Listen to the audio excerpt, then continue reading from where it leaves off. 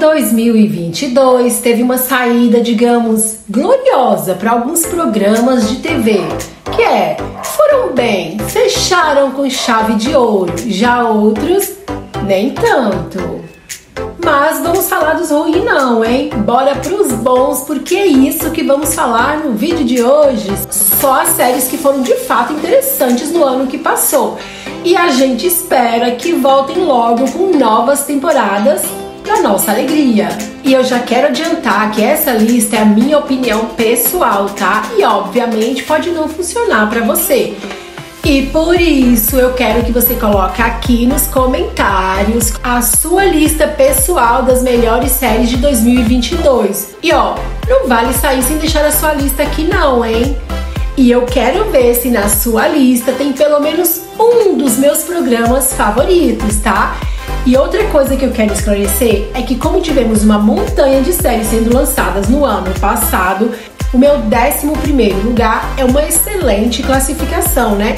Mas muito provavelmente não vai representar aí a sua opinião. E mais uma vez eu quero que você deixe aqui nos comentários a sua lista de favoritos de 2022. Fechou? E um último esclarecimento é que eu gostaria de incluir nessa minha lista grandes séries como o fantástico spin-off de Breaking Bad, Liga pro Saul, Stranger Things, Outlander, mas elas vão ficar de fora, porque eu vou incluir aqui somente aquelas que tiveram a primeira temporada lançada em 2022, apesar de achar que elas merecem um super destaque.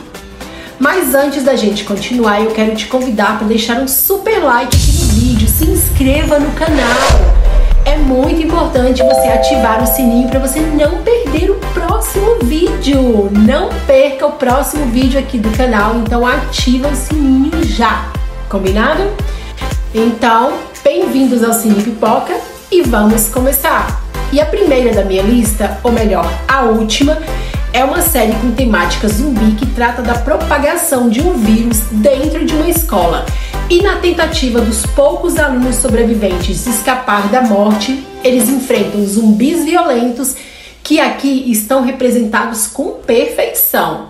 A história apresenta boas reviravoltas que conseguem prender o espectador. E a Netflix, que está a todo custo tentando enviar o seu sinal para as mais diversas áreas deste planeta para atrair novos públicos, incluindo a Ásia, cada vez mais estamos vendo os programas de língua não inglesa nos top 10 da plataforma. E como a maior parte do elenco principal acabou sobrevivendo à primeira temporada, isso significa que muitos deles devem voltar para a segunda temporada, que já foi confirmada pela Netflix, só não tem data ainda para chegar. A série é baseada em uma história em quadrinhos digital da Webtoon e essa plataforma já deu origem a muitos outros dramas coreanos.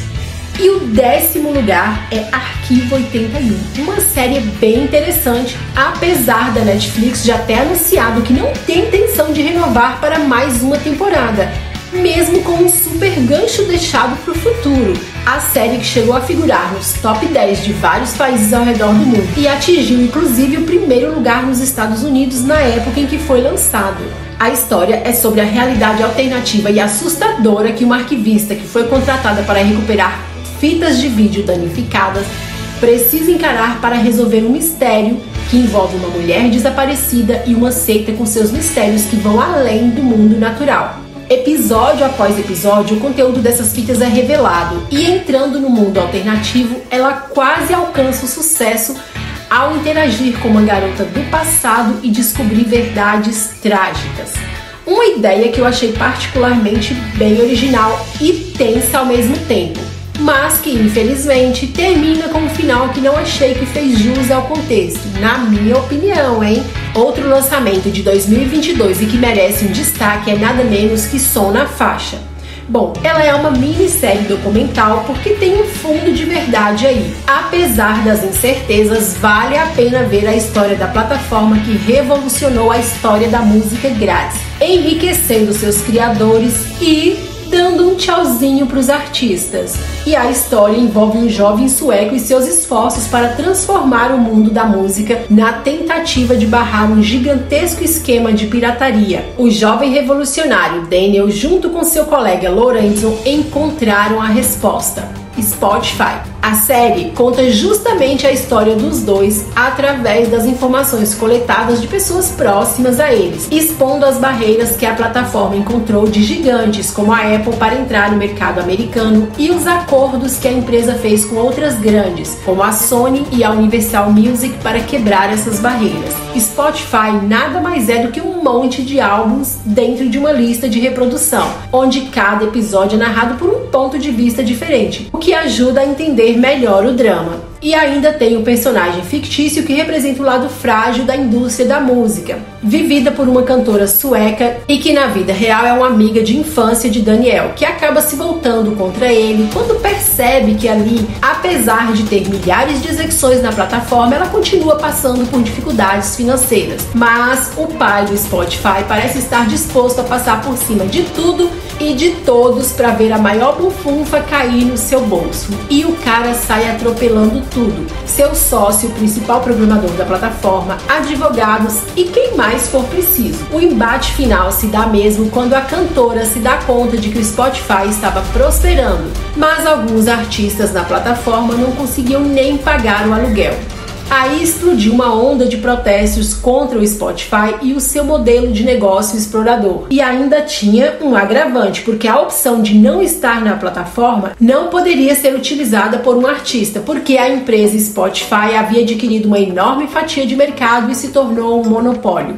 E Daniel foi muito claro sobre o fato de que não era responsabilidade do Spotify pagar os artistas. Ele acreditava que o Spotify lhe dava uma plataforma para mostrar o seu talento ao mundo, e isso já era mais do que suficiente. E ainda com o fato da série ter alcançado por vários dias o top 1 das mais vistas dentro da plataforma da Netflix, talvez uma segunda temporada esteja a caminho em breve. Os empresários cujos nomes nas séries são reais têm suas vidas ilustradas em som na faixa. Mas assim como aconteceu com o livro que descreve os primeiros passos do aplicativo de música mais famoso do mundo, eles não reconheceram a série, mas também não negaram nenhuma das afirmações apresentadas lá. Até porque a história se baseia em depoimentos de pessoas ligadas diretamente aos executivos. E o oitavo lugar, bem que poderia ser um conto de fada, mas é um conto de fama e muita ambição, porque esse é mais um retrato alucinante de uma vigarista numa história de cair o queixo.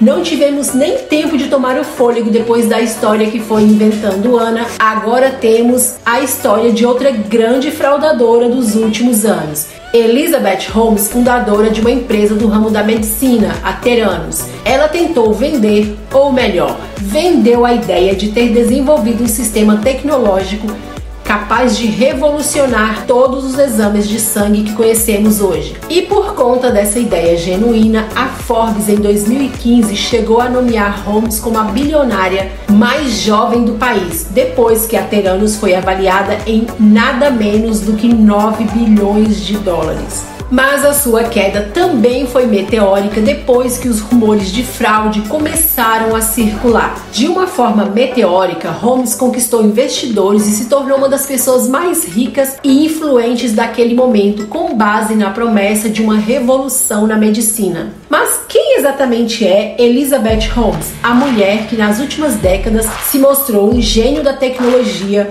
guru dos negócios, chefe, pioneira, fraudadora e vigarista, além de outras características únicas que ela adotou, como a voz de barítono, uma queda por suco verde e a imitação de Jobs, com o uso maçante da gola alta preta e o olhar fixo, até o mundo descobrir que tudo isso não passava de uma grande mentira e até a voz dela era falsa. A origem de Elizabeth talvez conte um pouco da sua história atual. Ela, que é filha de um executivo, foi testemunha das consequências da carreira do seu pai devido a uma fraude corporativa. E o que podemos dizer sobre esse episódio é que a lição que ela aprendeu foi: pode mentir, só não se deixe ser pega. E talvez podemos concluir que ela também não tenha aprendido muita coisa sobre não ser pega. E o sétimo lugar vai para A Oferta, que é uma série que dividiu a opinião dos críticos, mas que pra mim, que não sou crítica,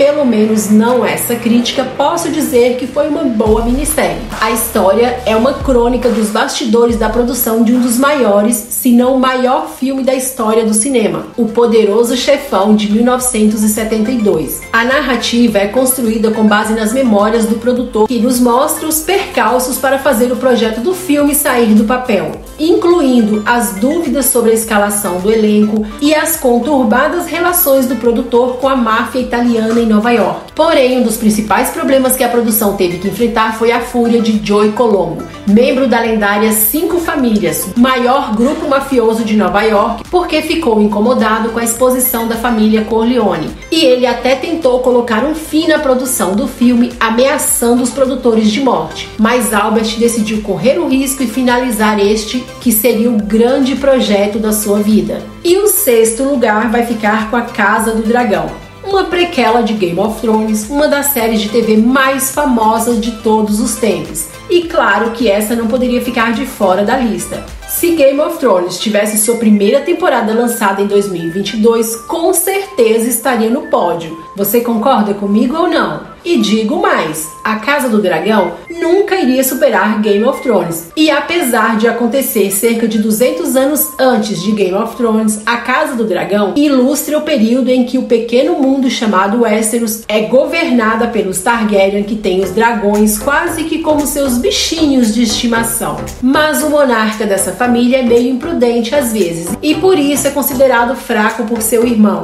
E parece que nem todo mundo está contente com o comando do rei Viserys. Depois de um salto de uma década no meio da temporada, a história começa a ficar mais interessante e mostra aquilo que a gente realmente quer ver: momentos brutais e sangrentos e os dragões em ação sendo usados como arma na guerra aérea ao estilo medieval. A Casa do Dragão tenta fazer o mesmo jogo de sua antecessora para colher os mesmos frutos, mas apesar de ter conseguido bons resultados, ainda assim terão que se contentar com uma vitória menor, mas não menos merecida. E o nosso 5º lugar vai para um seriado que ultrapassou 1 bilhão de horas assistidas. Gente, é muito tempo. Isso equivale a mais de 41 milhões de dias.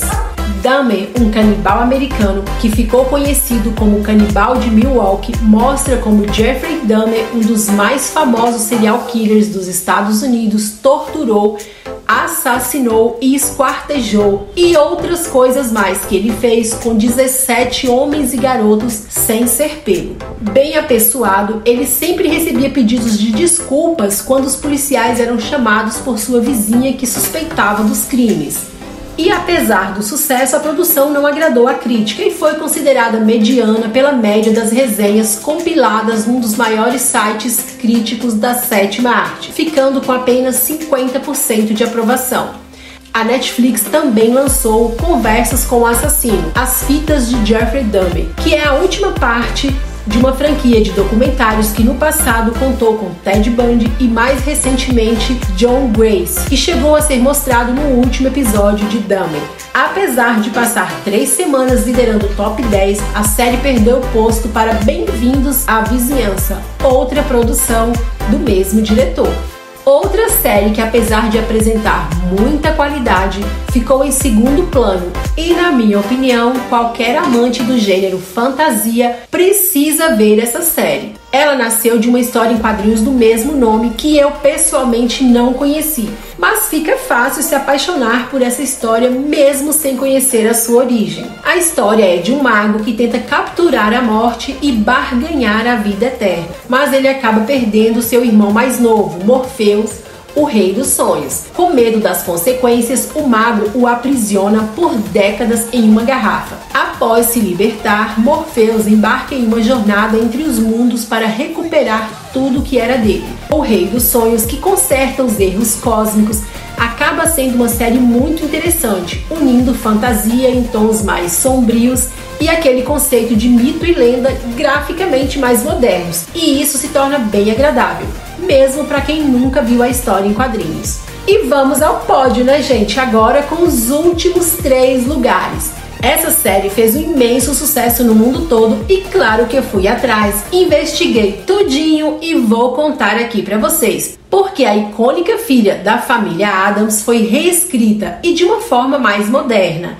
E aqueles vícios e atitudes de um colégio interno para garotos e garotas nada convencionais, o seu jeito mórbido, sagaz e habilidoso que a tornou diferente das pessoas comuns ajudam a cativar o público. Mas principalmente porque é uma série adolescente e não é uma dessas porcarias como é a maioria que a gente vê hoje em dia. Tem humor negro presente o tempo todo com cenas de violência não muito explícitas, o que fez a série ampliar a faixa de indicação. E falando diretamente da protagonista, ela começa a estudar na antiga escola dos seus pais para aprender a lidar com suas habilidades paranormais enquanto investiga uma série de assassinatos sobrenaturais pela cidade. E o giro investigativo em torno dessa trama fica bem interessante, que, claro, dirigido por Tim Burton, não tinha como dar errado mesmo. E o nosso penúltimo lugar fica para O Urso. Você trocaria uma carreira sólida e premiada pela alta gastronomia por um restaurante falido que ainda serve sanduíche? Pois é, um jovem chefe se vê obrigado a voltar para Chicago, a sua cidade natal, para tomar conta de uma lanchonete que ele herdou após a morte do seu irmão. E mesmo com curtos capítulos de 22 minutos, a série consegue mostrar como um homem lida com o luto, misturando esse sentimento com a ilusão de uma cozinha profissional e que ele ainda precisa balancear o trabalho em equipe e o seu ego em fúria. Esse personagem caiu nas graças do público porque mistura uma figura claramente amável, mas que não sabe se expressar. E o caos perfeito é formado nessa série ao estilo MasterChef, quando os antigos funcionários da lanchonete são surpreendidos com a chegada das ideias mais formais do renomado chefe, que vê seus planos sendo transformados em gritaria e bate-boca nos bastidores da cozinha. E o primeiríssimo lugar vai para uma série muito louca. Mas antes me conta se você concorda com a classificação dessa série na minha lista, hein? Ruptura é uma série que você deveria ver se ainda não viu. Logo no início já vai causar uma sensação de angústia e te deixar perturbado. E antes que você tenha tempo para pensar em qualquer resposta para as cenas chocantes, você já vai sentir uma aflição e a única coisa que vai passar na sua cabeça é: o que está acontecendo aqui? Uma empresa resolve submeter seus funcionários a experimentos cirúrgicos com a finalidade de separar suas memórias em pessoal e profissional. A ideia no começo parecia ser a de que só teriam lembranças referentes ao trabalho quando estivessem trabalhando e em casa não se lembrariam das situações profissionais. Já imaginou você passar por um colega de trabalho na rua e nem sequer o reconhecer? Mas há vários segredos obscuros que a empresa tenta manter guardados e estão escondidos por trás desses procedimentos. Uma sátira sobre as relações abusivas de trabalho e muita tensão que surpreende a cada instante com muitas reviravoltas e uma boa dose de ficção científica faz você se questionar o quão difícil é separar esses dois mundos, a vida pessoal da profissional. E é bem interessante como a frieza do ambiente de trabalho é retratada, em tons pálidos das grandes salas corporativas, fazendo uma analogia ao tamanho tão pequeno do funcionário perto das grandes empresas. Mas isso não importa, porque o que vale é que toda a engrenagem esteja funcionando e os funcionários são como máquinas, sem sentimentos para não ter interferências. E eles nem ao menos sabem direito o que fazem ou o porquê estão ali. Eles apenas fazem a máquina girar. E eu realmente espero que você tenha apreciado o vídeo de hoje, então eu te convido a deixar um super like, se inscrever no canal e ativar o sininho para não perder as próximas novidades. E me deixa saber aqui nos comentários o que você achou do ranking das séries de hoje. Coloca aqui a sua favorita de 2022. E como sempre, eu agradeço demais a sua presença aqui. Até o próximo vídeo. Fui!